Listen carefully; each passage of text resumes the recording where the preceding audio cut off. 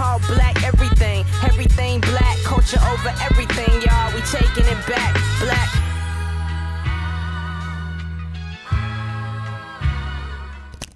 Welcome to Left to Black. I'm your host, Mark Anthony Neal. We're joined today by Professor Orisanmi Burton, assistant professor in the Department of Anthropology at American University.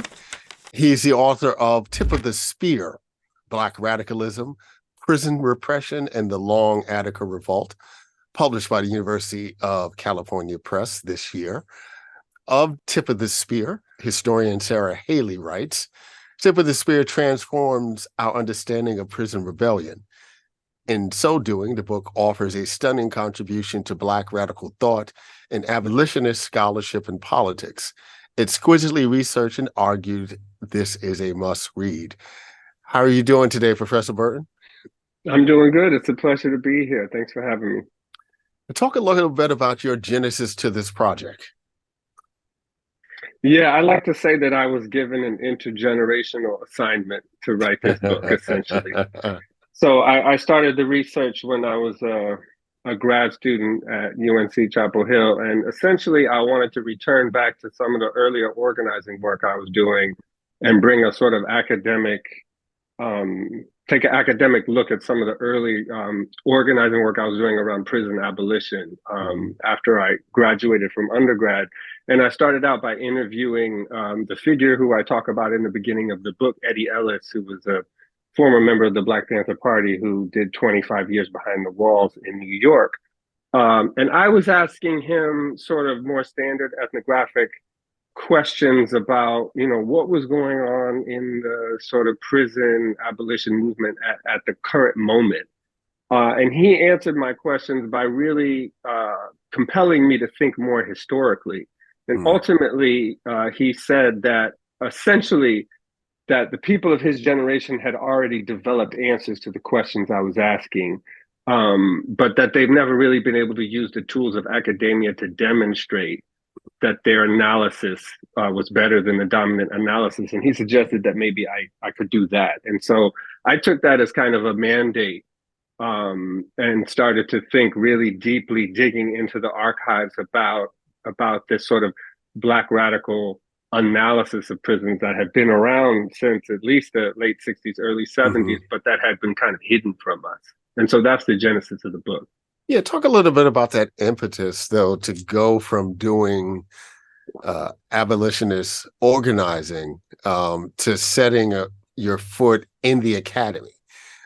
Did you feel as all, particularly when you were going through the process, because, academia is academia, did it feel like a contradiction that the work that you were doing in the university space contradicted really the kind of organizing work that you had been comfortable with before then?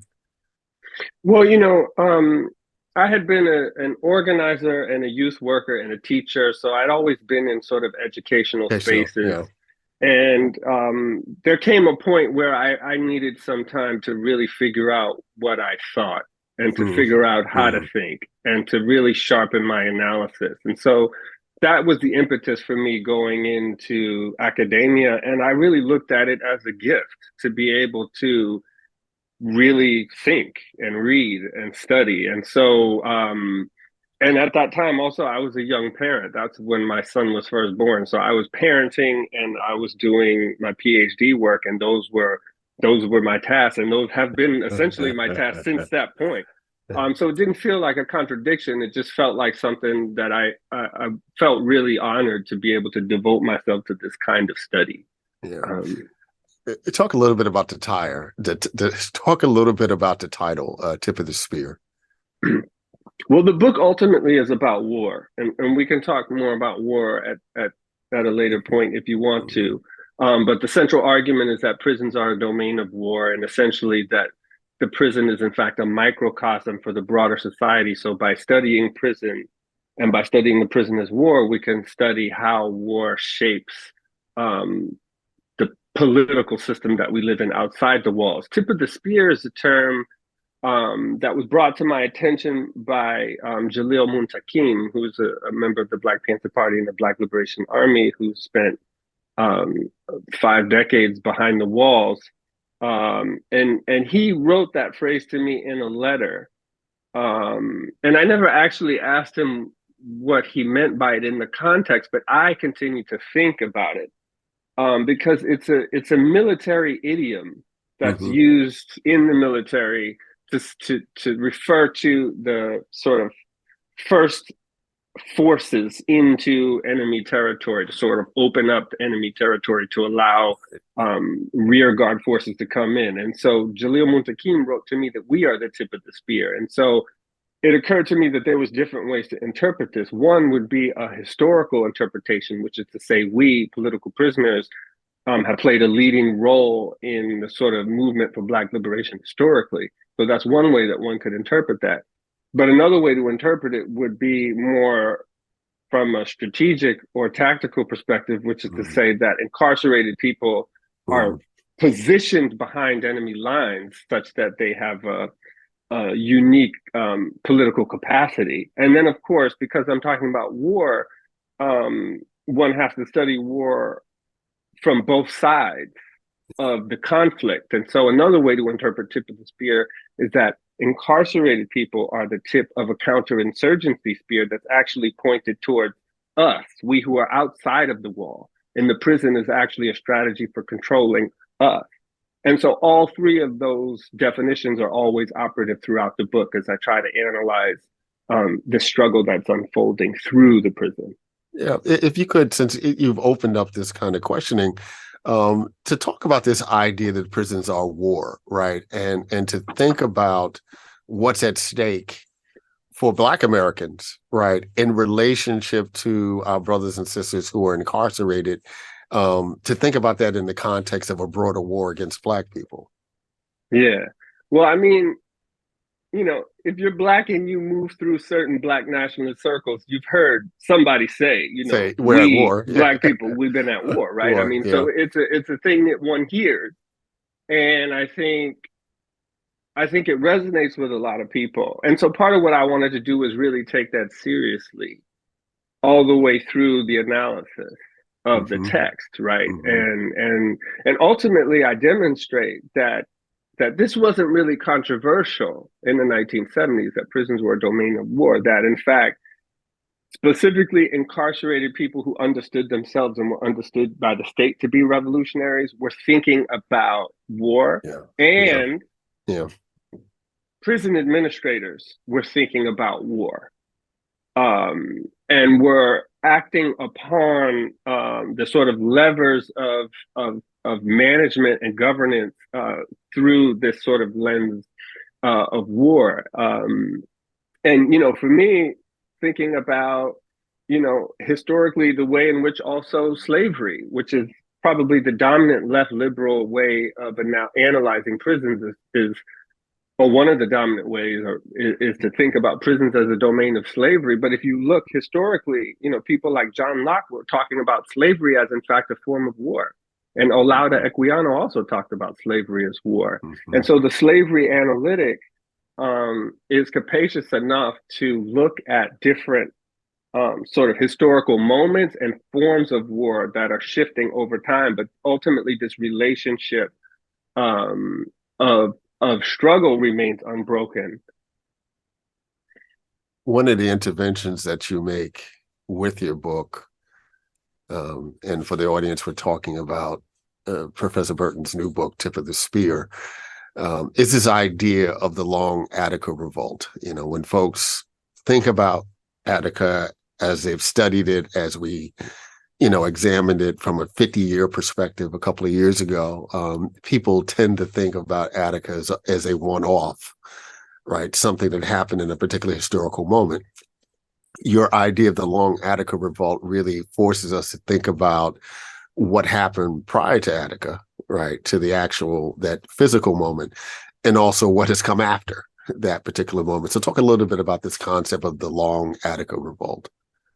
Yeah, well, this I had to develop a term to refer to an actual phenomena that the people I was talking to were actually talking about. So when I would ask people about Attica, initially I was just talking about this 4-day period during which incarcerated people seized control of a prison in Western New York. that was my initial question, but they would answer the question by talking about things that happened years before Attica or things that happened after Attica. And people who were not in Attica prison on those specific dates often narrate themselves as being participants in Attica because, for a couple of reasons, because they were in Attica at one point, because they built relationships with people who were in Attica, or because they were part of a struggle to keep the legacy or the meaning of Attica alive. And so we then had to think, I tried to think differently about what this event was, what its boundaries were, and what its demands were, because the other popular way we think about Attica was that it was a rebellion that was just about the prison, that it was just about a poor prison condition. Right. Prison reform, right. Exactly, that it was about reforming the institution. But I excavate a whole set of revolutionary, abolitionist, internationalist demands. I show how, anti-colonial movements in other parts of the world recognize the brothers in Attica as legitimate sort of anti-colonial revolutionaries, and try to stretch the duration of Attica far beyond its officially declared beginning and end. One of the things that strikes me about your work, we're in a moment now where the language of abolition is probably more resonant now, than it might have been for, since, the period of enslavement. Mm-hmm. And I think there's a way in which we have these different moments of catchphrases. A range of words come up to describe the work that we're trying to do as Black scholars. The idea of abolition has existed, but of course, this term functions in a myriad of ways in this particular moment. What do you think about the relationship between abolitionist studies and Black studies formally at this period of time? Do you see that the work that you do and others, I'm thinking of Joy James and so many others, really has a foothold and a centrality in Black studies to the extent that it needs to be centered in Black studies in this particular moment? Yeah, I mean, fundamentally, I understand what I'm doing to be Black studies, and Yeah, that is what I get my that. yeah, that is Because part of my question is when that Black studies understands yeah, what you're doing is Black studies. Yeah, well, hopefully they will pay attention, because I'm definitely speaking to them, and I'm drawing on a particular a criminalized tradition of Black studies, right? And it's interesting. I mean, some of the demands that brothers were articulating inside of the prison were about, we want the right to read the Black scholar. And they were writing in the Black scholar, and they were writing to each other through the Black scholar. And they were, so they were doing Black studies. And so, that's key. But this question of abolition, yeah, I mean, there's a way in which someone could come to abolition now and think that abolition grew out of the academy, that it's an academic project. And so part of what I'm trying to show is the way in which abolition as a concept grew out of these concrete struggles against the prison in a very material way, but also to show, maybe contrary to some other academic abolitionist scholarship, how abolition was a debate. There were people within the walls who did not believe in abolition on a principled basis. So it was just one of a constellation of terms, including decolonization, revolution, that was circulating to represent the kind of political aspirations that people had. You quote Stevie Wilson, who talks about this idea of the imprisoned Black radical tradition. That phrase suggests that, part of what we've witnessed over the last half century, we often talk about a brain drain, to the Black community, right? If we think about prisons as being a place where Black radical thought has been incubated, how significant is that there is, in fact, a gap between the Black incarcerated and the mainstream of Black life to the extent that we don't often think about the kinds of knowledges that have been produced by folks who are in prison, the body of knowledge that led them to become in prison, as a body of thought. And as we're looking for solutions more broadly in Black America to what's happening intellectually, that we're not really looking at the kind of intellectual skill set and bodies of knowledge that exist amongst Black incarcerated folks. Right.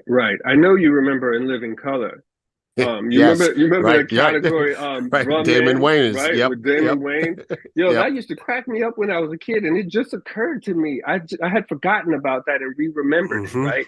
But it's this brother who's clearly been inside for a while. He's got on, he's got on like a kufi, right, trying to theorize using the wrong language, using the wrong words, right?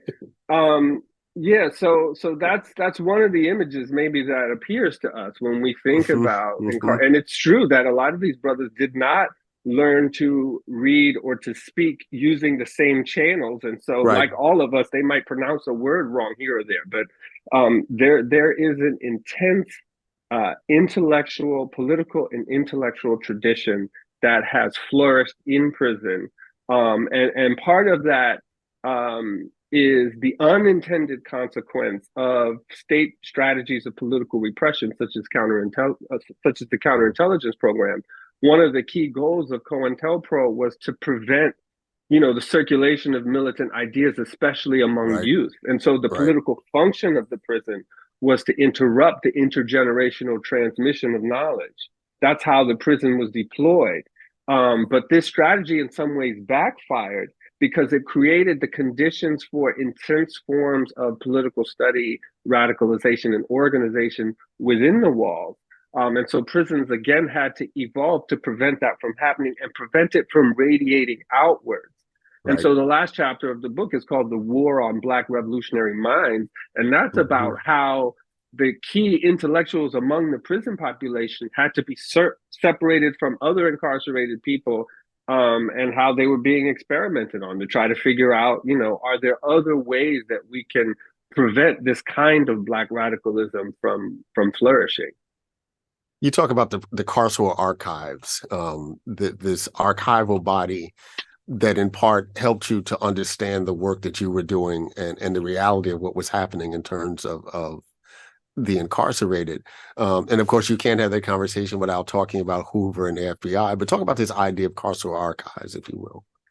Sure. I mean, there's a library and information studies professor and theorist named Tonya Sutherland, who writes about the Carceral Archive, and my good friend anthropologist Damien Sojourner writes about the Carceral Archive. The way I'm thinking about it is because, and I went to library school, so I like to think about archives as well. But when people talk about archives, they tend to talk about the collecting function of the archive, but there's also a destructive function. There's also, because when you have to make decisions about what to collect and what to not collect. And so you're making a value judgment, right, about what knowledge should be preserved and what should be destroyed. The prison is a kind of archive as well, where certain kinds of people are accumulated behind the walls. They're sorted, they're disaggregated, they're studied. And so much of what we think we know about prison actually comes from the prison itself. It comes from this carceral archive. And there's a particular way of narrating the material, the source material that emerges from this carceral archive that I think prevents us from really getting at some of the key questions around Black radical politics and different kinds of knowledge production, revolutionary theory, the things that I'm getting at. If we only focus on the carceral archive, if we take its way of collecting and thinking about knowledge seriously. And so part of what I tried to do, first of all, was that my starting point in terms of methodology was to start with formerly incarcerated and incarcerated Black revolutionaries, to take their lead, to listen to what they have to say, and to see to what extent I can use the sort of formal state archival sources to validate what they were telling me. Yeah. as opposed to doing it the other way around, where I think a lot of scholars sort of start with the state archive and then they interview people to fill it out.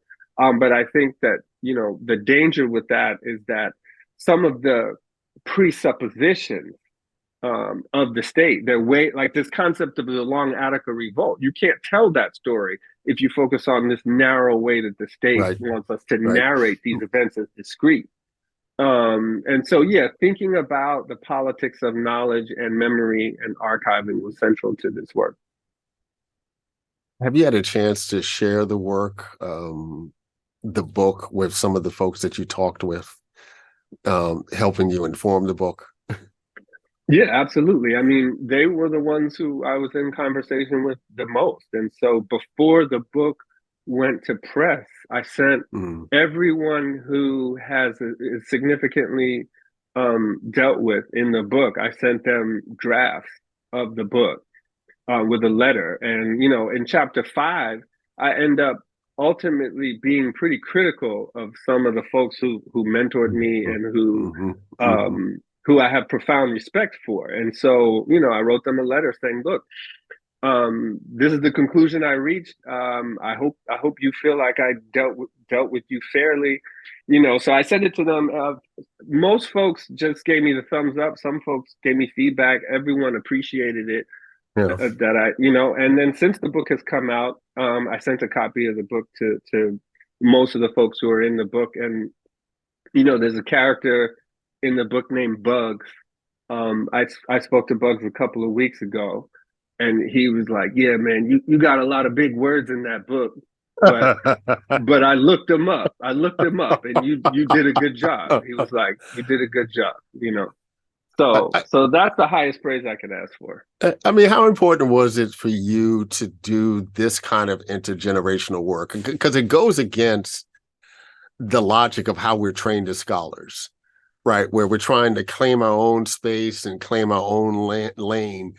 And we engage in, intergenerational knowledge to the extent that it makes sense in the fields in which we're trained. But so much of this book is really about you grounding the voices and listening to folks, right? Both as an archival process, but in actual conversation, right? You're not necessarily talking to dead people the way historians would, traditionally in that sense, and trying to figure out what was, in the archive. But how important was for you to say, as a relatively young scholar, that this work can't go forward without us really taking seriously to listen to and talk to folks who came before us, right? Even if they use different language and different ways to process this information. No, that's it. I mean, the book comes out of a different infrastructure of accountability. And the people that you're talking about, the people that I'm talking about in the book, that's who I feel accountable to. I don't feel accountable to like the founding fathers of anthropology. That's not what motivated the project. And I think that'll be clear to anyone who reads the book. And so, what you described is exactly right. And part of why I did that is because Eddie was right, that their analysis was right. And so to the extent that the book resonates is because I'm presenting a set of politics that are very clear, that are very relevant, and that have been intentionally sort of hidden from us, criminalized by this carceral archive and sort of locked away. You mentioned the FBI. They have one of the biggest Black studies libraries in the world, if not the biggest, right? In the form of their sort of criminalized files that are not accessible to the public. Yeah, that's a stark way to think about it. That's, and I think most of us don't think about the way that surveillance plays a role in building a body of knowledge for folks who don't have our best interest. How has it been for you to think about this work in the context of contemporary Black life? To what extent do you see a connection between the way prisons function, during a particular critical moment in Black life, when there was a very public and visible revolutionary vanguard, right? Now that the movement, for lack of a better way to describe it, is more underground, how are prisons functioning now in terms of the way that they are deployed in relationship to Black life? Yeah, I mean, so part of what the book focuses on 1970 to 1970 to roughly 1980, when there was a very active sort of revolutionary movement. Right. And so what was really productive about looking at that moment in terms of thinking about what prisons do, it's because it's very clear that you can see the extent to which prisons are responding to the dynamism of our movement. It's a different way of thinking about prison. Yeah. So the dominant way of thinking about Attica is that, Black people were in prison, the prison was brutalizing them, so they rebelled against this brutality. We are responding to the prison. I'm showing that the prison is actually It's responding to the us. dynamism of our movement.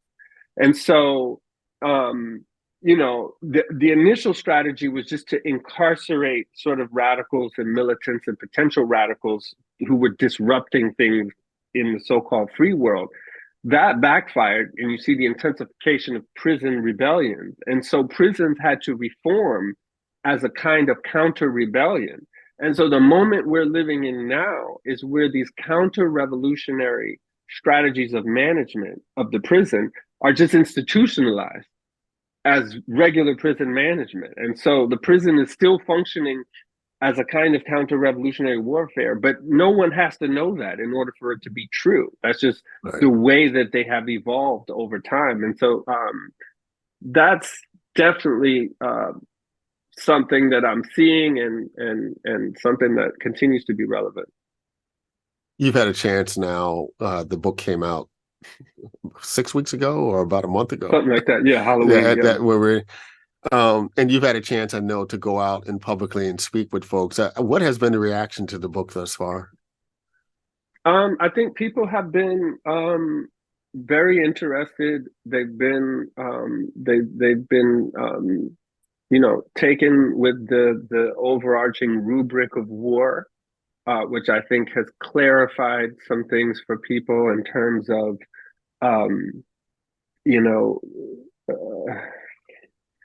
I think it's clarified things for people. I think that no one could have predicted Israel's genocidal war on Gaza breaking out when it did, and quite a few people have been using the book as a way to help understand that, both in terms of questions of violence, questions of narrative, questions of psychological warfare, of media representation. So that's been a development that's been very interesting. But yeah, I mean, it feels like people are reading the book and engaging with it, and the conversations I've had about it have been, they've been really inspiring, and it's an honor. I think in most instances, the work that we do as scholars is always personal, even if the work itself isn't about ourselves. Talk a little bit about, for yourself, what kind of impact working on this project has had on you. And have there been, because I always think this is the case for scholars also, have there been any personal costs to you doing this work, right? What has been taken from you, right? Because, to do the work that we love, that we're really passionate about, really takes something from us, right? That we give to the work, right? And we get it back in the pride that we have for the work and the impact that it has. But it doesn't mean there isn't some sort of emotional cost or emotional toll, with this work. I mean, obviously, this is not a happy story. Right. Yeah. This in many ways, is a reliving and a retelling of the trauma of Black incarcerated folks, for half a century, if not longer. No, thank you for that question. It's a deep question. Yeah, I mean, the book is a result of like 9 years of devotion, right? And I mentioned that I started my research essentially when my children were very young, and so for a long time it's just been like focusing on this project and focusing on my family. And so in terms of what I've lost, it's like all of the other things I had going on before these things really took over. But I wouldn't change any of that because as I was working on the book, I felt like it was really an honor to write it. Now that I'm done with it, I'm still experiencing the sort of emotional weight of some of the stuff I was dealing with. As I was in it and working through it, it sort of made sense, and I didn't fully feel the impact. But now that it's not sort of hanging over my head, I'm getting more of a sense of just how tired I am and have been for quite a long time. And so, no, thank you for the question. It's something that I need to keep thinking about, actually. Yeah, I know this is probably too early in the cycle to ask you about this, but what are you thinking about for the kind of work that you want to do going forward? There's a couple of things. Dhoruba bin Mohad is a key figure in the book. He lived an amazing life, and so I've been interviewing him and working with him on a biography. I inadvertently stepped into a sort of series of rabbit holes having to do with CIA mind control experiments and these kinds of things. And, there's just so much of that has not been told, specifically as it relates to the extent to which these experiments were used on Black people to try to understand the revolutionary mind, so to speak. And so, there may be a book on that, or that could be, one part of a book on different carceral technologies. So the second half of the book is all about, how the prison changed in response to these dynamics. And, I uncovered a lot of stuff that didn't make it into the book. And so there might just be a book there about that. And so I think those are the two that I'm thinking about right now, but also just recovering a little bit. Yeah. Who are you reading these days? Who am I reading? Cherise Burton Stelly, Black Scare, Red Scare. That's a fantastic book. Josh Myers of Black Study, Damien Sojourner's book, Against the Carceral Archive. Those are the three books I'm looking at right now. Okay, and then what are you teaching these days? I just finished teaching a course on my book, really. So we read the book, and then we read a lot of the stuff that I was reading to sort of put the book together. And then that's a grad seminar and an undergrad class on race and racism. And then next semester, I'm teaching a class on conspiracy theories that I'm looking forward to. Yeah, that sounds interesting. What text are you using for that course? Oh my God! Don't ask. I got to get my syllabus together. Yeah, I get it. I'm sounding like one of those undergraduates sending you email. How dare you? How dare you? We've been talking this afternoon with Professor Orisanmi Burton, Assistant Professor in the Department of Anthropology at American University, PhD from our friends down the road at the University of North Carolina, Chapel Hill. The book is Tip of the Spear, Black Radicalism, Prison Repression, and the Long Attica Revolt, published by the University of California Press this year, of which Sarah Haley writes, "This is a must-read."